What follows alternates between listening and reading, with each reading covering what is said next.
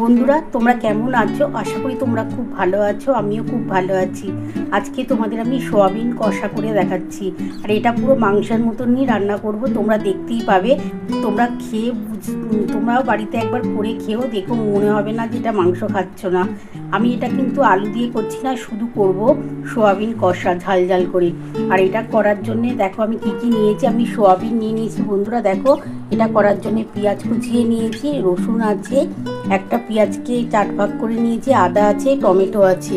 আমি মশলা কি বাটবো দেখে নাও। আমি মশলা বাটবো, আদা বাটবো, টমেটো, পেঁয়াজ, রসুন আর গোটা অল্প একটুখানি জিরে আর অল্প একটু ধনে গুঁড়ো দেবো। চলো বন্ধুরা আমি রেসিপিটা শুরু করি। আমি প্রথমে কিন্তু এই সোয়াবিনটাকে প্রথমে গরম জলে অনেক মোটামুটি 5 মিনিটের মতন ভিজিয়ে রাখছি, তাহলে কিন্তু এটা সেদ্ধ হয়ে যাবে। তোমরা দেখতেই পাবে। কিন্তু সোয়াবিন কষার জন্য কি কি মশলা বাটছি তোমরা দেখে নাও। আমি কিন্তু টমেটো দিয়েছি, গোটা জিরে আছে, রসুন আছে, একটা পেঁয়াজকে 4 ভাগ করা আছে, আদা আছে, আর আমি টমেটো তো একসাথেই বেটে নিচ্ছি। আর গোটা গরম মশলা কিন্তু আমি যখন পেঁয়াজটাকে ভাজবো তখন ওই গোটা গরম মশলাটা ফোড়নে দেবো। চলো বন্ধুরা মশলাটা বেটে নিই, তারপর আমি তোমাদের দেখাচ্ছি। আর সোয়াবিনটা কিন্তু আমি প্রথমে গরম জল করে নিচ্ছি, তার মধ্যে সোয়াবিনটা একটুখানি 5 মিনিটের মতন সিদ্ধ করে নেবো। বন্ধুরা দেখো আমি সোয়াবিনটা কিন্তু একটু গরম জলে সেদ্ধ করে নিচ্ছি। এর মধ্যে সামান্য একটু নুন দিয়ে দিচ্ছি।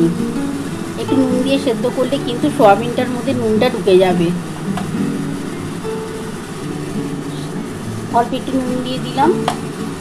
নুনটা দিয়ে একটুখানি সেদ্ধ করে নিই বন্ধুরা। 5 মিনিটের মতন ফোটালেই কিন্তু আমার মোটামুটি সোয়াবিনটা সেদ্ধ হয়ে যাবে। তারপর ওটা আমি নাবিয়ে নেবো। নাবিয়ে আমি তোমাদের দেখাচ্ছি কীভাবে রেসিপিটা করব।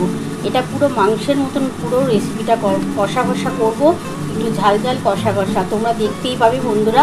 তোমরাও বাড়িতে একবার এইভাবে করে খেয়েও দেখো। এরকম কষা সোয়াবিন দিয়ে তোমরা রুটি, পরোটা, ভাতে কিন্তু দুর্দান্ত খেতে লাগে। চলো বন্ধুরা এটা একটুখানি ফুটে যাক, তারপর আমি নাবিয়ে নিচ্ছি। দেখো আমি এই সোয়াবিন কষার জন্য আমি কি মশলা বেটেছি তোমরা তো দেখেই নিয়েছো। আমি আদা, টমেটো, রসুন, পেঁয়াজ, একটা পেঁয়াজকে 4 ভাগ করে নিয়েছি, গোটা জিরে আর ধনে গুঁড়ো দেবো। ধনে গুঁড়োটা তো এখন শেষ হয়ে গেছে, তার জন্য ধনে গুঁড়ো আছে, সেই ধনে গুঁড়োটা দেবো। বন্ধুরা দেখো আমার সোয়াবিনটা কিন্তু সেদ্ধ করা হয়ে গেছে। দেখো এই যে দেখো সোয়াবিনটা নরম হয়ে গেছে। এবার এই যে তেল বসিয়ে দিয়েছি, কড়া বসিয়ে আমি সর্ষের তেল দিয়ে দিয়েছি। তেলটা আমার গরম হলে আমি প্রথমে কিন্তু পেঁয়াজ দিয়ে দেবো, তেজপাতা আর পেঁয়াজ দেবো। তোমরা দেখতেই পাবে আমি কিভাবে করছি বন্ধুরা। আর এটা একটু ঝাল ঝাল করে করবো, তবে কিন্তু এই সোয়াবিন কষাটা খেতে ভালো লাগবে। আমি এই যে তেজপাতাটা দিয়ে দিলাম, আর এই যে পেঁয়াজ কুচিয়ে রেখেছি বন্ধুরা, এই যে দেখো পেঁয়াজটা দিয়ে দেবো। দিয়ে আমি গোটা গরম মশলা আছে ওটা আমি ফোড়নে দেবো বন্ধুরা। এই যে গোটা গরম মশলা ফোড়ন দিলাম, দিয়ে এবার আমি পেঁয়াজগুলো দিয়ে দিচ্ছি। পেঁয়াজটা একটু লাল লাল করে ভাজতে হবে। আর এই পেঁয়াজের মধ্যে আমি অল্প একটু নুন, অল্প একটু চিনি দিয়ে দেবো, আর অল্প একটু ঝাল লঙ্কার গুঁড়ো দেবো। এটা কালার আসার জন্য বন্ধুরা দেবো। তোমরা না দিলে না দিতে পারো, কিন্তু আমি এর মধ্যে একটুখানি হলুদ, একটু লঙ্কার গুঁড়ো, একটু চিনি, একটু নুন দিয়ে দেবো বন্ধুরা। এবার আমি এর মধ্যে প্রথমে নুন দিয়ে দিচ্ছি। আমি 1 চামচের মতো নুন দিয়ে দিলাম।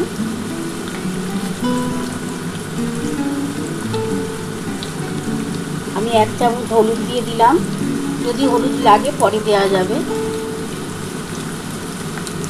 আমি একটু ঝাল লঙ্কার গুঁড়ো দিয়ে দিলাম, এখনই আমি দিয়ে দিচ্ছি বন্ধুরা।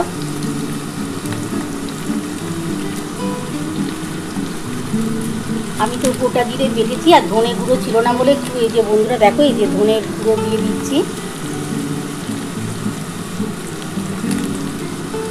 আর অল্প একটু চিনি দেবো,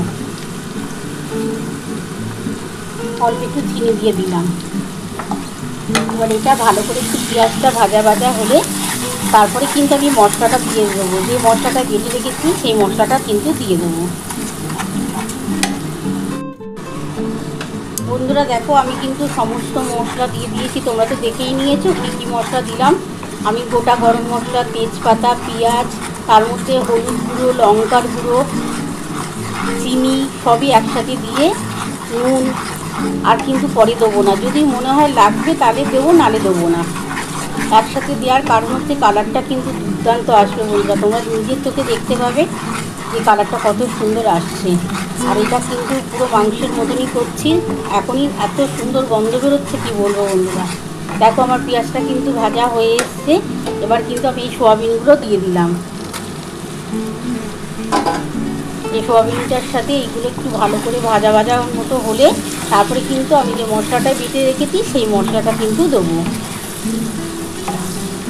বন্ধুরা আমার রান্না তোমাদের কেমন লাগে কমেন্ট বক্সে অবশ্যই জানিও। তোমরা কিন্তু কিছুই আমাকে জানাও না যে আমার রান্না কেমন লাগছে।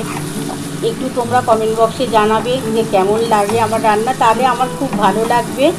তাহলে এরপর আরও নতুন নতুন তোমাদের জন্য রেসিপি নিয়ে আসতে পারবো। দেখো বন্ধুরা কত সুন্দর কালারটা চলে এসছে। একটুখানি এই যে সোয়াবিনটা তো আমার সিদ্ধ করাই আছে, একটুখানি সমস্ত মশলা দিয়ে একটুখানি ভাজা ভাজার মতো করে নিই। তারপরে কিন্তু আমি মশলাটা দিয়ে ভালো করে কষবো। যতটা ভালোভাবে তোমরা মশলা কষিয়ে নিতে পারবে না ততটা কিন্তু তোমরা খেতে ভালো লাগবে যে কোনো রান্না।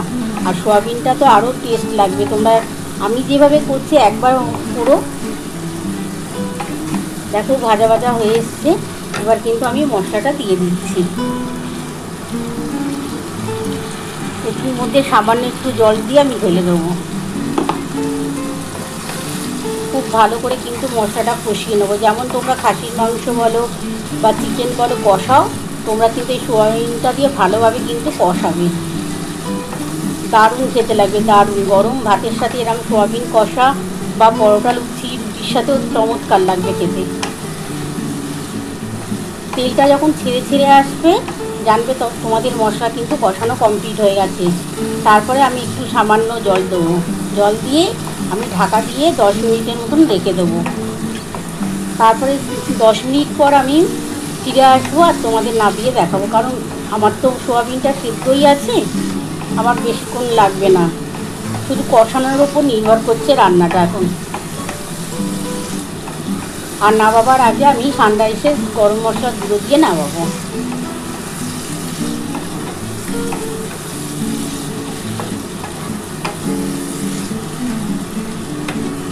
বন্ধুরা দেখো এই যে মশলার জলটা আছে না, আমি এই মশলার জলটা কিন্তু একটু গরম করে নিচ্ছি। গরম করে তারপরে কিন্তু আমি এই জলটা দেবো। এই যে দেখো ডেচকির মধ্যে একটু সামান্য জল দিয়ে দিয়েছি আর এই মশলার জলটা দিয়ে দিলাম। জলটা একটু গরম হলে গরম জলটা কিন্তু আমি সোয়াবিনে দেবো। আর এদিকে দেখো বন্ধুরা আমার কিন্তু মশলাটা কিন্তু কষানো কমপ্লিট হয়ে এসছে। দেখো তেলটা ছেড়ে ছেড়ে এসছে। আর আমি প্রথমে তো অল্প একটু নুন দিয়েছিলাম, ওই 1 চামচের মতো নুন দিয়েছিলাম। আর আমি অল্প একটুখানি ওই ছোটো চামচের 1 চামচের মতো নুন দিয়ে দিচ্ছি, কারণ আমার অনেকটা সোয়াবিন তো নুন মনে হয় কম হতে পারে। এখানে একটু নুন দিয়ে দেবো বন্ধুরা। এখন বন্ধুরা আমি একটু নুন দিয়ে দিচ্ছি।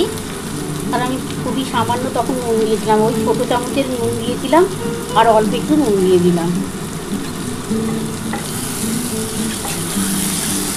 দেখো বন্ধুরা মশলাটা কিন্তু খুব ভালোভাবে কষানো কমপ্লিট হয়ে এসছে। আমি যে গরম জল করতে দিয়ে দিয়েছি, আমি কিন্তু এই মশলার জলটার সাথে একটু সামান্য জলই গরম করছি। গরম জল দিয়ে কিন্তু এই সোয়াবিনটার টেস্ট কিন্তু দ্বিগুণ বেড়ে যাবে বন্ধুরা। দেখো কত সুন্দর, এত ভালো গন্ধ বেরোচ্ছে না বন্ধুরা, কী বলবো। খুব ভালোভাবে কষাতে হবে। মশলাটা ভালোভাবে কষিয়ে নিলে তাহলে কিন্তু ওই যে আদা রসুনের গন্ধটা কিন্তু বেরোবে না, খেতেও ভালো লাগবে, টেস্টও হয় খুব। দেখো কষানো কমপ্লিট, আমি কিন্তু এবার গরম জলটা দিয়ে দেবো। যা কষিয়েছি বন্ধুরা, আমার কিন্তু আর বেশি জল না দিলেও চলবে, কিন্তু গরম জলটা দিচ্ছে এই কারণে যাতে সোয়াবিনের টেস্টটা আরও বেড়ে যায়। দেখো বন্ধুরা কত সুন্দর। দেখো এবার আমি গরম জলটা দিয়ে দিচ্ছি। দেখো বন্ধুরা গরম জল হয়ে গেছে, আমি এই জলটা দিয়ে দিচ্ছি।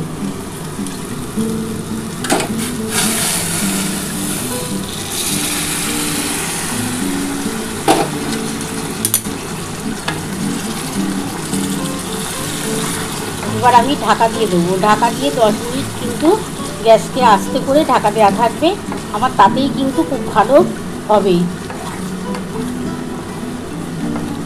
দেখো কত সুন্দর বন্ধুরা, তোমরা দেখতে পাচ্ছ। দেখো মনে হচ্ছে না পুরো মাংস রান্না করছি।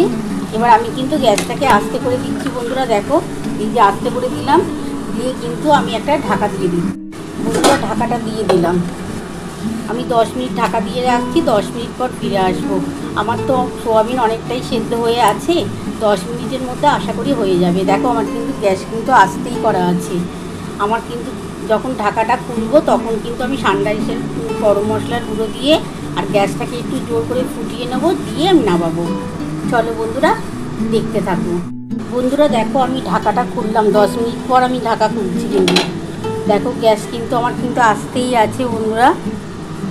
এবার কিন্তু আমি গ্যাসটাকে একটু জোর করে দেবো। এবার একটু জোর করে দিচ্ছি বন্ধুরা। দেখো বন্ধুরা কত সুন্দর হয়েছে।